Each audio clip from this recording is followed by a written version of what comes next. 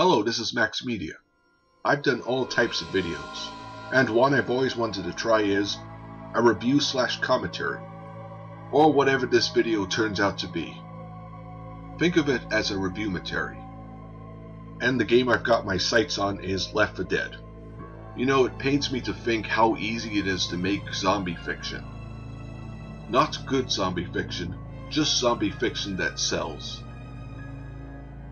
But one of the creations that did it right was Valve's dig into the horror genre. You might see this as a glorified Call of Duty zombie adventure mode, but there's so much detail in this, as with most Valve games. So let me guide you through it.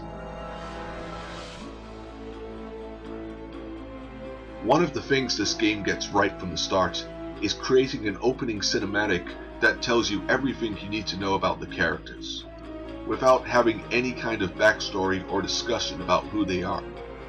We even get introduced to some of the zombies, or the infected. We also get to see our location, which is the great state of Pennsylvania. When you think about the universes Valve has created, they range from the sci-fi tropes from Half-Life and Portal, the cartoonish 60s era of Team Fortress 2, and the fantasy world of Dota 2. But the world of Left 4 Dead is a world we can recognize but not want to live in. But despite that, I think I'm going to give a description of the characters. Or better yet, survivors. There's Bill, the oldest of the group, who's a Vietnam War veteran, and because of his service, it feels fit for him to lead the group. He also feels like the most sentimental one.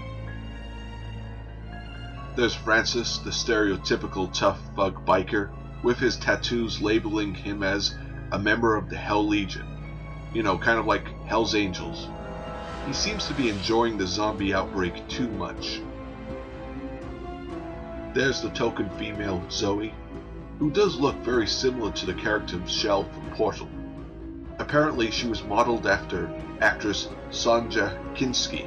She's also a college student, so she might be the youngest survivor. And I've saved the boring for last. Lewis, who works as a junior system analyst. Let's just say his clothes tell you everything you need to know about him. It's interesting to see their original design. It looks like Lewis was the one that changed the most.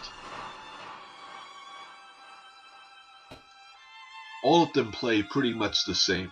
The only difference is their dialogue. What makes them feel fleshed out is not their actions, but their reactions and how they work off each other. And they begin their quest for survival on top of an apartment building. And in order for them to get to the ground floor, they have to navigate their way through a series of apartment rooms infested with the affected. When the game begins, you start to fool around and realize that Valve's famous gimmicks physics is kind of abandoned for the whole run and gun approach, which is a good thing or a bad thing depending on who you are. Moving through the tight corridors and rooms of these apartments is kind of a slow way of getting you into the action. It makes you prepare for what's going to be behind each door and around every corner. Whoever lived in these rooms had a good taste in art, apart from the owner of this weird owl painting. There's something about it that rubs me the wrong way. When we come outside, we get our first appearance of the Boomer. Why is it called the Boomer? Well, you shoot it, it goes boom. He's a part of the Special Affected, a group of zombies that have special abilities. I'll talk more about them later. When you make it to the street, you see that every place is abandoned and there's no sign of human life. I love this poster that says, "Give blood." You gotta love Valve's cruel, ironic humor. We eventually find a safe house. The way Valve crafts their games that lets the player experience the story without even using cutscenes is what makes them stand out. Seeing the supplies and ammunition and the graffiti telling us the lore of this game. It makes us feel the scale of the epidemic, the messages people have written, and the written responses It feels like I'm reading YouTube comments. Despite that, it's a great place where you can restock and rearm. One of the big criticisms this game got was the limited selection of firearms. You can count how many weapons there are on one hand. I can definitely see where they're coming from, but the game's theme is survival, instead of the skill of how many of the dead can I kill again. Have you ever heard of the saying, beggars can't be choosers? You make your way to the hospital using the subway route, or what's left of it. It seems part of the underground has taken a lot of damage, even derailing a cart. This brings us to another special infected, called the Hunter. He can jump from a long distance, pinning you down, only to rip you apart. He's the most vicious one of these bastards. The only way you can get him off is one of your teammates shoots them or melee attack. Like in a lot of games, there's plenty of Easter eggs. Valve does a very good job in hiding these and sometimes even putting them under your nose. Like our orange box juice advertisement. Get it? Even in the hospital we find another great Easter egg.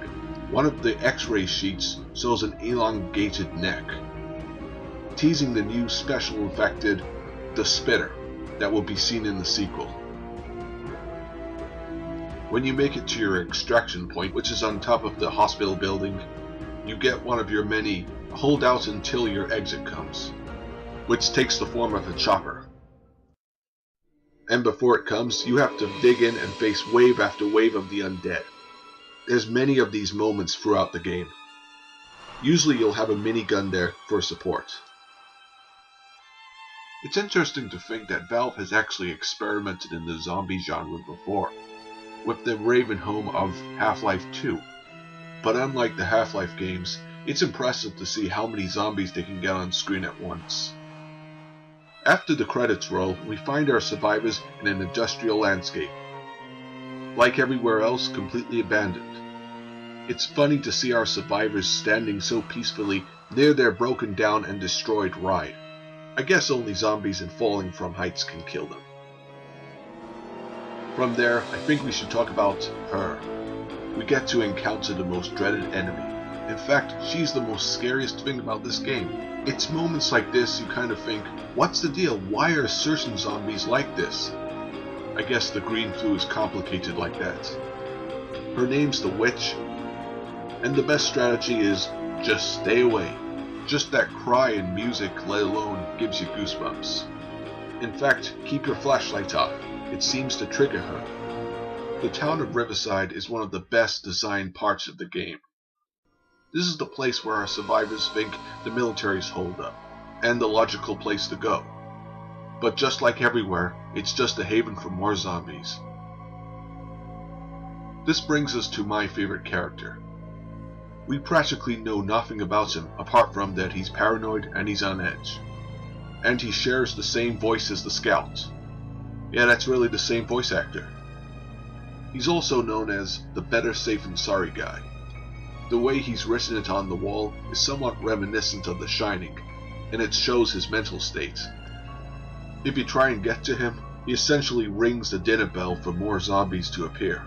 He's kind of like Father Grigori from Half-Life 2, but lacking self-control. Boy, I've got to stop talking about Half-Life. Take notes, the graffiti on the wall is actually the names of the developers. Their birth and death dates. Rest in peace, guys. Now probably the most annoying special infected is the Smoker. A creature that can strangle survivors with its long tongue. Like the Hunter, if you're caught, you need a teammate to help you. When we leap from office building to office building, make sure you look out for any messages, such as the messages people have written on the roof to get attention. One of the most disturbing is, God is dead, including, help, need food. One of the strange things on our way to the airport is this broken part of the road. I don't know how it happened, but it kind of reminds me of Silent Hill. The last of the special infected is the tank that charges into any survivor it sees. It takes a hell of a lot of ammo to take it down. And of course, that's where the whole teamwork thing works the most. One of the largest locations is the airport. It's where the sniper rifle comes in handy. After catching a plane, we find ourselves in Algeny National Forest. We get in touch with nature and what's ever lurking out there. One thing I should also mention is the Molotov cocktail and pipe bomb. It's always there for when things get too bad. At the end of the Blood Harvest campaign, we hold down an abandoned house until our ride comes. But before we get there, there's this somewhat hidden room full of artwork and a whiteboard with weird drawings. Yeah, I don't know what the point of this is, but moving on.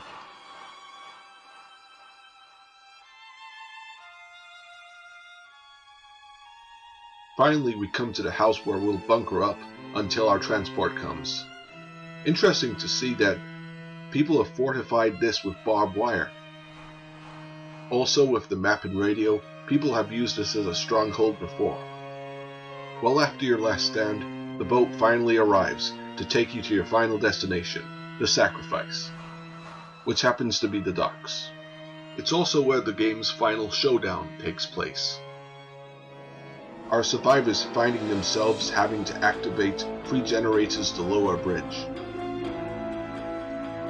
Lucky enough, you get jukebox music to make the job go more smoothly.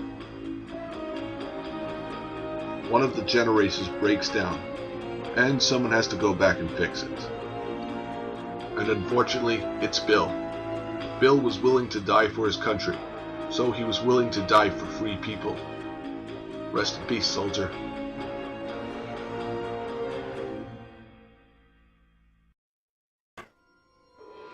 And that's as much as I can say about this classic. A less than 15-minute video can't cover everything about this game, just the parts that are memorable. I'm not sure how to end this video, so I'll show you this. Hey, watch out for that goddamn steam pipe. Man, I love steam. Yeah, steam's alright, I guess.